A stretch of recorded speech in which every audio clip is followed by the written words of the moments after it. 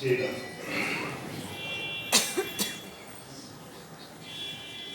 श्री मधु पीठ सरकार का कृपापाल जानकी दास आपके चरणों में प्रणाम करता हूँ। भगवान में एक जिज्ञासा निर्मित करता हूँ। प्रातःकाल भजन के समय ध्यान व श्री सीताराम जी की मानसिक सेवा कैसे करें? जानकी दास, आयुष राय बरेली।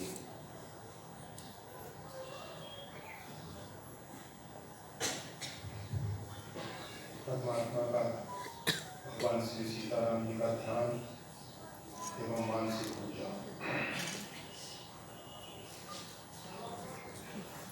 देखा है प्रातःकाल भजन के समय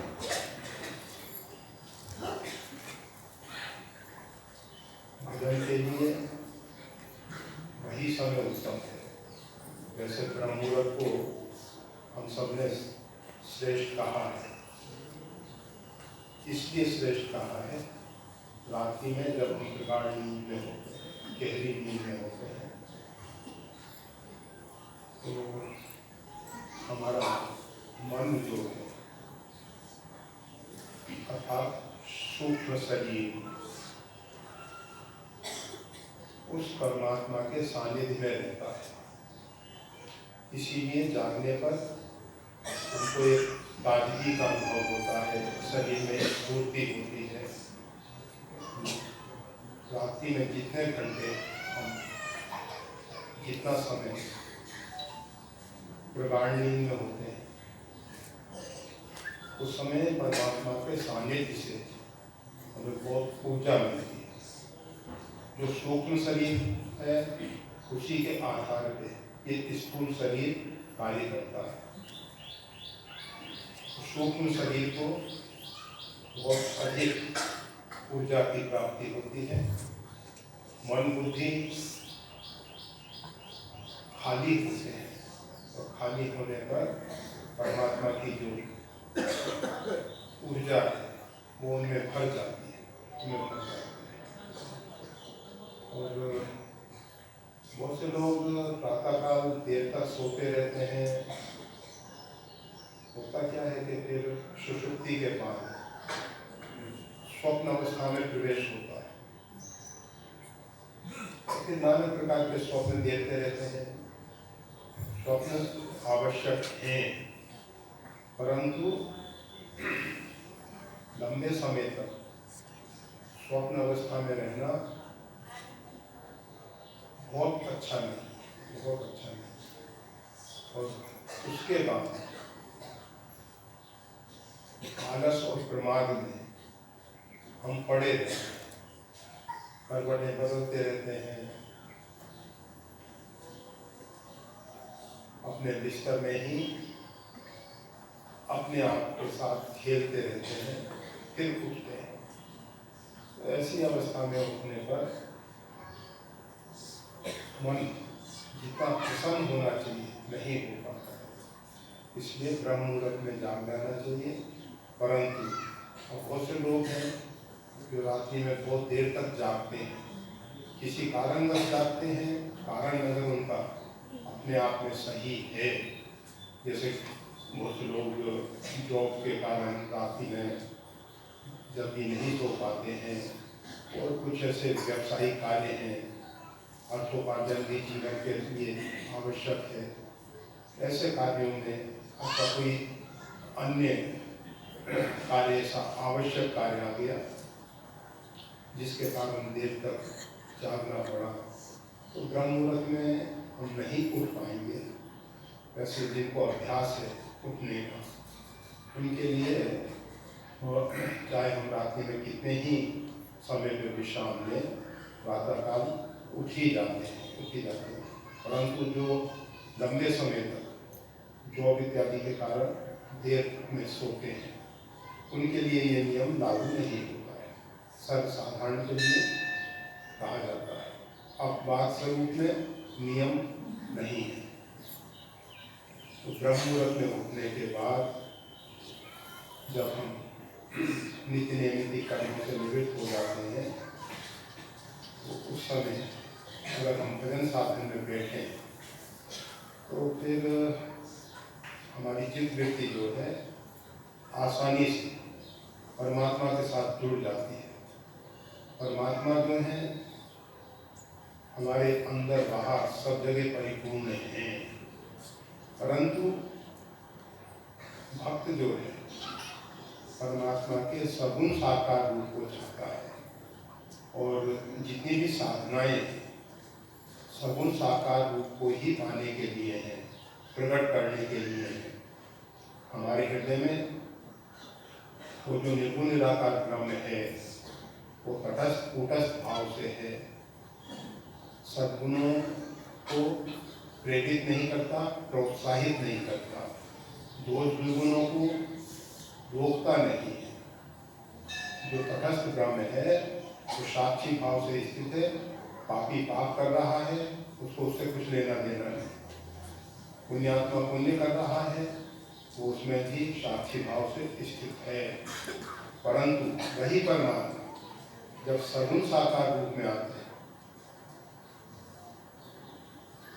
तो हमारे अंदर जो शुभ विचार हैं, पवित्र संकल्प हैं, उनको वो सहारा देके उनकी पुष्टि करते हैं, उनको क्रियान्वित करने के लिए हमको शक्ति सामर्थ्य देते हैं, और जो दोष दुर्गुण हैं उनका वो संहार करते हैं।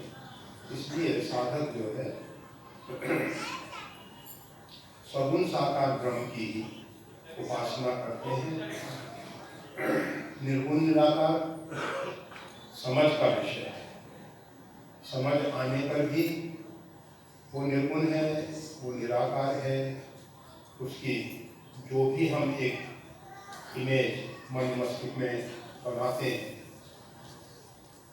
वो सही नहीं है, क्योंकि जो भी हमारे मन मस्तिष्क में एक कल्पना आ जाए, एक छवि आ जाए कि ये निर्गुण है, अर्थात जो गुणों से रहित है अथवा निराकार, जिसकी कोई आकृति नहीं है, तो ऐसे जो हमारे मन में धारणाएं बन चुकी हैं, ऐसी हमारे मन मस्तिष्क में जो एक वो इमेज आ रही है कि वो निर्गुण निराकार है, तो वो सब भ्रांत है, भटकाने वाली है।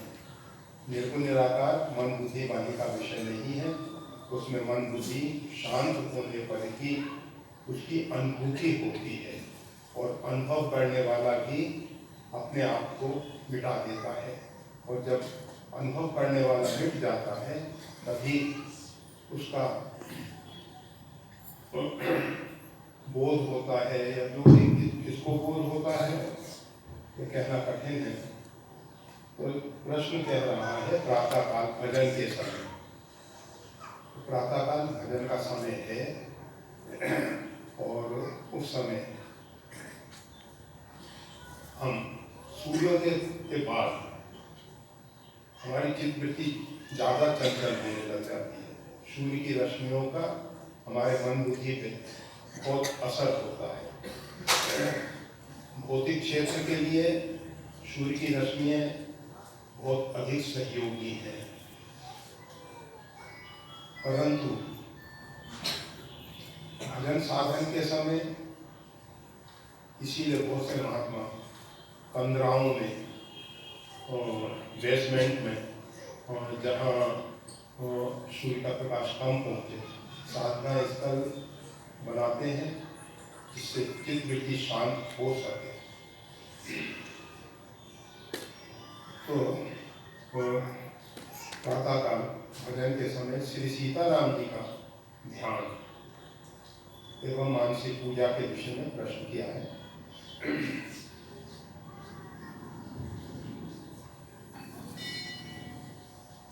भगवान का ध्यान, परमात्मा जो है ध्यानातीत हैं, ध्यान से परे हैं, फिर भी कहा जाता है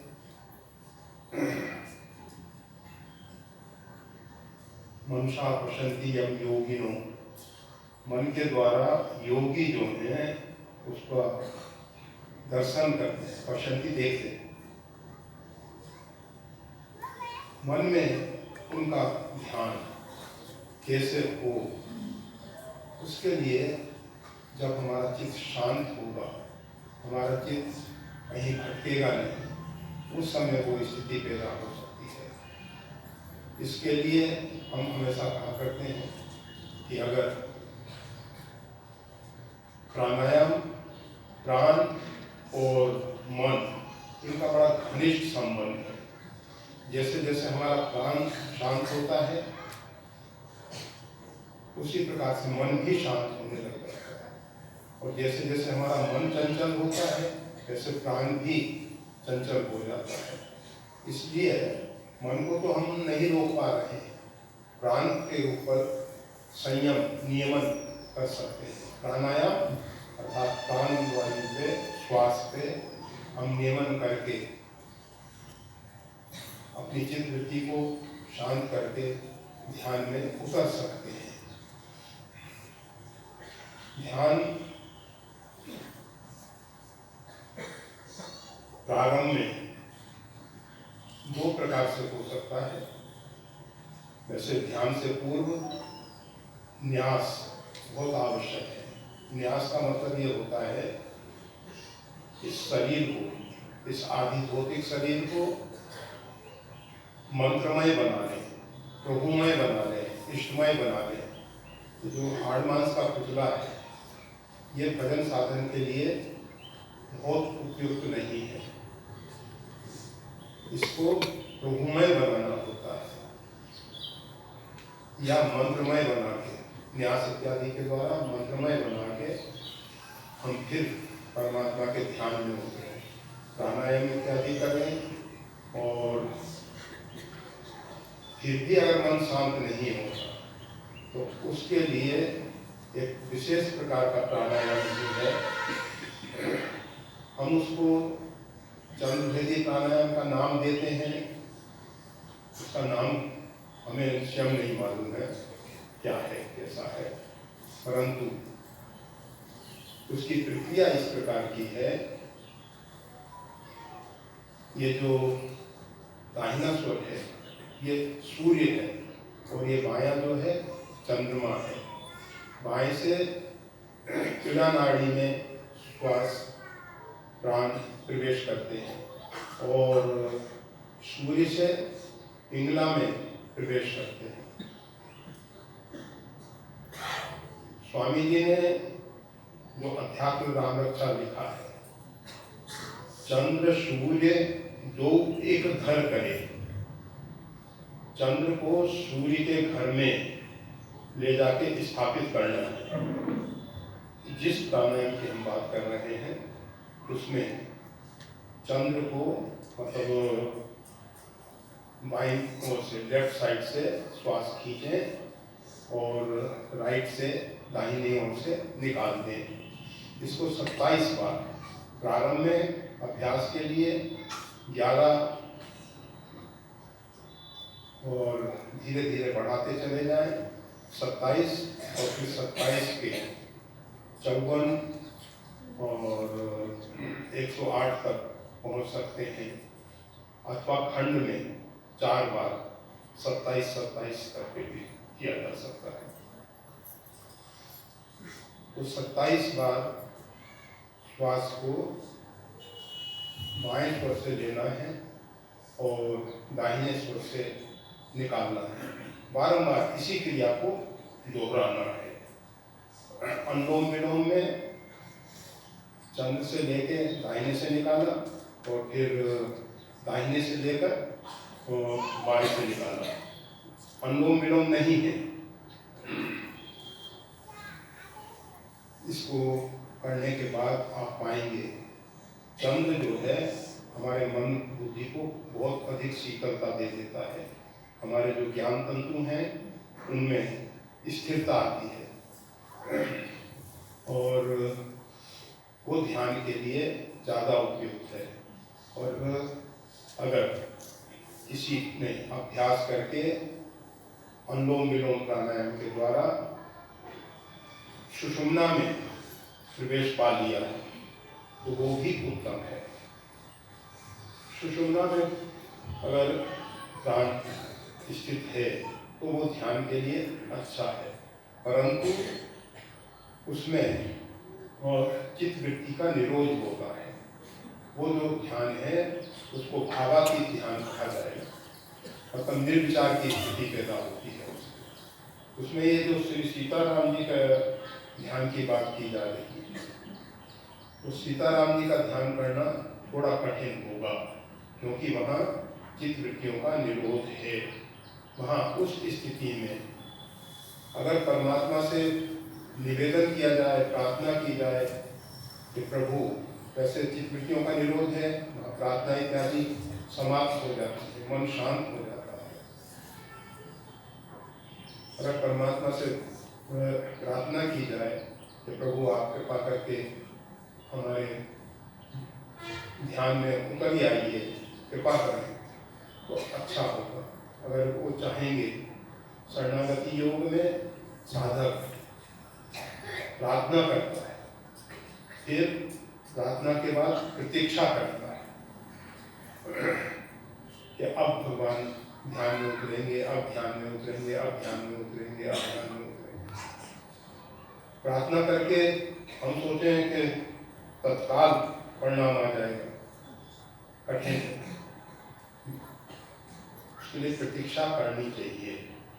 जैसी साधक की स्थिति होती है, जैसे परमात्मा की करुणा कृपा बरसती परमात्मा से यही निवेदन करना है कि प्रभु आप करुणा सिंधु हैं, करुणा के समुद्र हैं, उसमें से एक बूंद, और आपको शायद मालूम हो कि परमात्मा की करुणा की एक बूंद जो है पूरे त्रिलोकी को करुणा से भर सकती है। तो अगर परमात्मा की एक बूंद, और करुणा सिंधु है, समुद्र में से एक बूंद देने में उनको हमारे विचार से कोई तकलीफ नहीं होनी चाहिए। फिर भी हमेशा देखा जाता है, जब साधक अपनी तरफ से प्रार्थना करता है, सही ढंग से प्रार्थना करता है और फिर प्रतीक्षा करता है, तब भगवान की कृपा का अनुभव होता है। तब अनुभव होता है। क्यों? क्योंकि परमात्मा हमारे अंदर की दृढ़ता देखना चाहते हैं कि इस विषय में, अब जैसे हम सुबह से शाम तक पता नहीं कितने विचारों में डूबते रहते हैं, कितने विचार आते रहते हैं, कितने विचार जाते रहते हैं, किसी में हमारा स्थिरता नहीं हो पाती है। और ऐसी स्थिति में परमात्मा की करुणा नहीं बरस पाती है। अगर हम प्रतीक्षा करने लग जाए, प्रार्थना करने के बाद प्रतीक्षा करने लग जाए, तो परिणाम आएगा। माँ सबरी जैसी प्रतीक्षा हो, बालिका से वृद्ध हो गई कि अब रघुनाथ जी आएंगे, अब रघुनाथ जी आएंगे। समय बीतता गया, प्रत्येक दिन बस भगवान की एक बाट जोती रहती थी कि कब भगवान आएंगे, कब भगवान आएंगे। इसी प्रकार से ध्यान में परमात्मा की राह देखते रहते, बाट जोते रहे, बाट यानी रास्ता देखते रहे कि अब परमात्मा आ रहे हैं, अब परमात्मा आ रहे हैं। एक दिन, दो दिन, जैसी निष्ठा होगी वैसा हो जाएगा। अगर कुछ करना है तो इसके लिए भगवान का एक छवि विग्रह, चित्र, जो भी आपके मन को हरण करने वाला हो, मनोहर, चित्त को आकर्षित करने वाला हो, ऐसा भगवान का स्वरूप, भगवान श्री सीताराम जी का स्वरूप नेत्र खोल के भगवान के एक एक अंग पे चित्त वृत्ति को एकाग्र करें। और क्योंकि पूरा स्वरूप पे तो चित्त वृत्ति एकाग्र होती ही नहीं है, भगवान के एक एक अंग पे हो सकती है। आप ख्याल करेंगे, भगवान का एक चित्रपट आपके सामने है, भगवान का पूरे स्वरूप को आप एक साथ नहीं देख पाते हैं। जब दृष्टि को फोकस करते हैं तो वो केवल एक बिंदु पे होता है, एक बिंदु पे होता है। तो जैसी भी स्थिति हो, इसीलिए हम सब कहा करते हैं मानसिक पूजा में शालिग्राम, शिवलिंग, ये स्वरूप भगवान के क्या है कि इसमें कोई आकृति विशेष नहीं है। शालिग्राम है, गोल मटोल पिंड है, इसी प्रकार शिवलिंग है, इसमें कोई आकृति विशेष नहीं है। भगवान से प्रार्थना होती है, भगवान जब कृपा करके अपना स्वरूप प्रकट करते हैं। मानसिक पूजा में अच्छा ये पहले स्थूल शरीर से और नित्य प्रति भगवान की, शालिग्राम भगवान की पूजा करते रहे। इस विषय में बार बार कहना ही पड़ता है। और ये प्रश्न जानकीदास जी का है, आयुष। तो इसलिए शालिग्राम कह रहे हैं। माताओं बहनों को शालिग्राम का स्पर्श वर्जित है, जो भी हमारे शास्त्रों की आज्ञा है। गीता में भगवान कहते हैं कि ये शास्त्र विधि निश्चित्यम, जो शास्त्र विधि को छोड़ के स्वेच्छाचारी कार्य करता है, न इस लोक में सुख पाता है न परलोक में सुख पाता है। अन्यत्र भगवान ने कहा है, शास्त्र छेदी ममो द्रोही, शास्त्र का छेदन करने वाला भगवान से द्रोह करने वाला है। इसलिए हमको शास्त्र की आज्ञा माननी चाहिए। शास्त्र भगवान की आज्ञा है, हमको उसको मानना चाहिए। शालिग्राम भगवान के विषय में बहुत बार चर्चा हो चुकी है। इस समय प्रश्न हमारे पास आज ज़्यादा लग दिए हैं। कल जल्दी चले गए, जल्दी तो क्या गए, समय पे गए, जो भी है। और लोगों को लगा होगा कि प्रश्न ज़्यादा लेते हैं, जो भी। शालिग्राम भगवान की स्थूल रूप में पूजा का जैसा अभ्यास हमने कर रखा है और नित्य प्रति करते रहना चाहिए, क्योंकि भगवान की पदार्थों के द्वारा पूजा, जैसे भगवान ने सृष्टि में नाना प्रकार के पदार्थ बनाए, किसके लिए बनाए? मानसिक भोग राग से तो हमारा पेट भरने वाला नहीं, हमको अपने लिए तो भोजन बनाना ही पड़ेगा। हमको या हमारे परिवार वालों को, किसी को भी बना के देना पड़ेगा। तो शालिग्राम भगवान के लिए स्थूल रूप में जब पूजा होगी तो उनके लिए नैवेद्य है, धूप दीप है, आरती है। सूक्ष्म रूप में मानसिक पूजा में भी ये सब क्रम होंगे, परंतु भावनाओं की दृढ़ता होने पर भाव इतना प्रबल हो जाता है कि भाव का जो सूक्ष्म स्वरूप है वो स्थूल रूप में व्यक्त हो पाता है।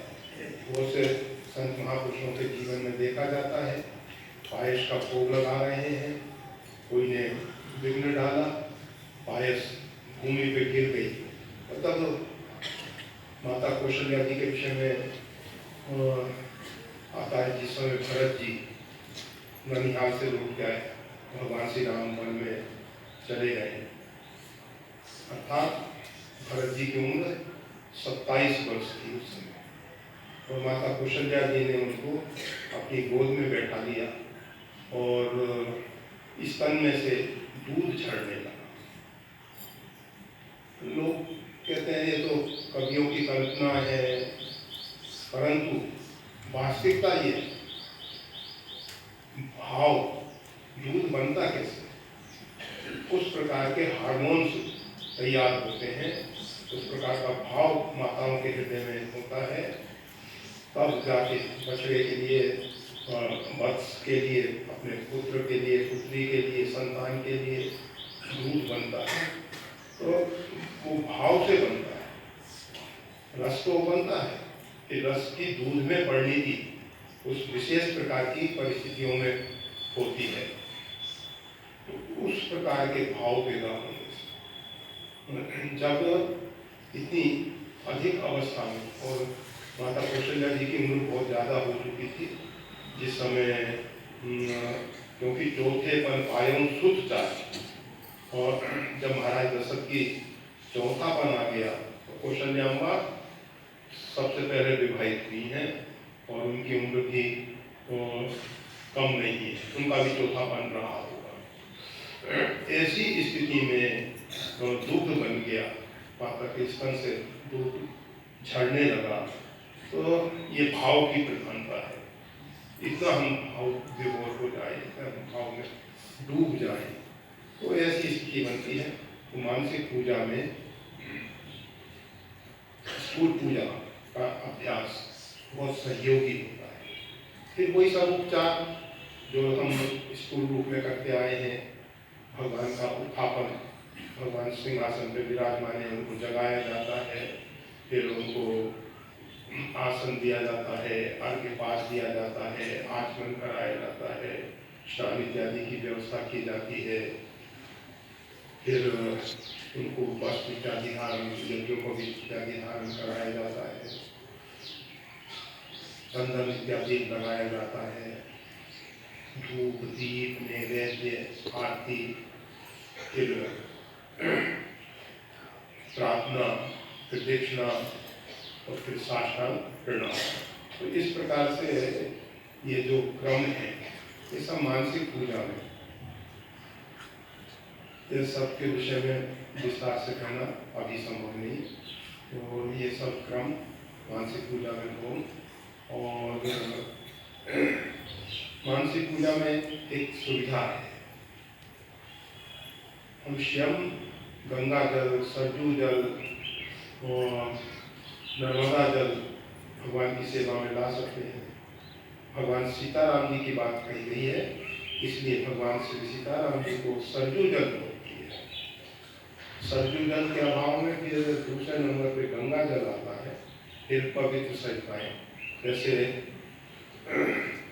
स्वास्थ्य के हिसाब से नर्मदा जल बहुत अच्छा है, बहुत अच्छा है।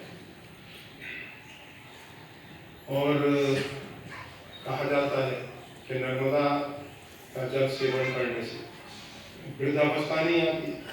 हम तो अनुभव करते हैं, थोड़े दिन माँ नर्मदा के तट पे आके रह जाते हैं, एकदम तरुण हो जाते हैं, मतलब शरीर निरोग रहता है, अच्छा, बहुत अच्छा है उनको। और माँ गंगा तो गंगा है ही, वो तो उसमें जल नहीं, उसमें तो अमृत रह रहा है। गंगा, सभी जल अच्छे हैं, परंतु भगवान सीताराम जी की सेवा के लिए सरजू जल बहुत अच्छा है। मानसिक पूजा सुविधा चले गए सरजू के तट पे, स्वामी रामानंद संताश्रम, बागेश्वर से ऊपर, मन से ही तो जानना है। वहाँ जाके स्नान इत्यादि किया सरजू में, और स्नान करने के बाद जल पात्र में जल भर के ले आए, तो भगवान की सेवा के लिए रख दिया, चंदन इत्यादि उतार दिया, और पुष्प इत्यादि, तुलसी पुष्प इत्यादि संग्रह करके बगीचे से ताजे पुष्प। अभी क्या होता है, स्थूल पूजा में अधिकांश लोग जो है बाजार से फूल लेते हैं, और बाजार में जो फूल आते हैं वो बासी होते हैं। भगत लोग भी क्या करते हैं, शाम को ला के रख देते हैं, प्रातःकाल 3-4 बजे कहाँ बगीचे से ला सकेंगे। और पुष्प जो है ताजे चाहिए, तुलसी पत्र, दुर्वा और बिल्व पत्र, ये सब बासी नहीं होते, ये बासी नहीं होते हैं। और फिर भी अगर कोशिश हो तो जिन तिथियों में, जिन बार में तुलसी बिल्व इत्यादि उतारना निषिद्ध है, उनको छोड़ के अन्य तिथि बार पे उतार के रखे जाए। पुष्प के लिए ताजे फूल ही, तो मानसिक पूजा में यह सुविधा है कि हम ताजे पुष्प ला सकते हैं। स्थूल पूजा में होगा क्या कि पहले हम ध्यान, जप इत्यादि कर लेंगे, फिर भगवान का पूजन का क्रम आएगा। और जब इत्यादि में जितना समय लग जाएगा तो उस समय के बाद प्रकाश हो जाएगा, सूर्योदय हो जाएगा, उस समय फूल डालने में कोई असुविधा नहीं। और जिन व्यक्तियों को ठाकुर जी की सेवा करनी उनको अपने घर में तुलसी पुष्प लगाने ही चाहिए। विभीषण तुलसी पत्र पे श्री राम लिख के 1000 तुलसी पत्र पे श्री राम लिख के भगवान शालिग्राम को समर्पित करते हैं। तो उसके लिए नव तुलसी का एक हर्ष का पिराया पूरा एक तुलसी का बगीचा वृंदावन बना रखा था। हनुमान जी को बड़ी प्रसन्नता हुई कि देखो इतनी तुलसी लगाने के पीछे उद्देश्य क्या है। नित्य प्रति इतने तुलसी पत्र के ऊपर श्री राम लिख के भगवान की सेवा पूजा होती है, तो ऐसे भक्त का साक्षात्कार होगा। हनुमान जी बहुत प्रसन्न हुए, क्योंकि पहले तो रामायुधं गिरे शोभा वर्णिना था, फिर उसके बाद नव तुलसी का वृंद वहाँ देखा आनंद। तो जिनको भी और ठाकुर जी की सेवा पूजा करनी है, बाजार के तुलसी पुष्प पे भरोसे ना रखें। हमारे ब्रह्मचारी और हमारे क्या भगवान के ब्रह्मचारी, सनातन ब्रह्मचारी, कन्याकुमारी के आश्रम की व्यवस्था देखने वाले, उन्होंने रेती के गमलों में रेती भर के उसमें खाद इत्यादि दे के ऊपर एक पुष्प वाटिका टेरेस बना रखी है। उसमें से फूल ले आते हैं और निष्प्रति शास्त्रार्चन शास्त्र नामावली से, और नामावली उनको इतनी कंठस्थ है जैसे फिर बीच में हम पहुंच गए और प्रणाम भी कर लेते हैं।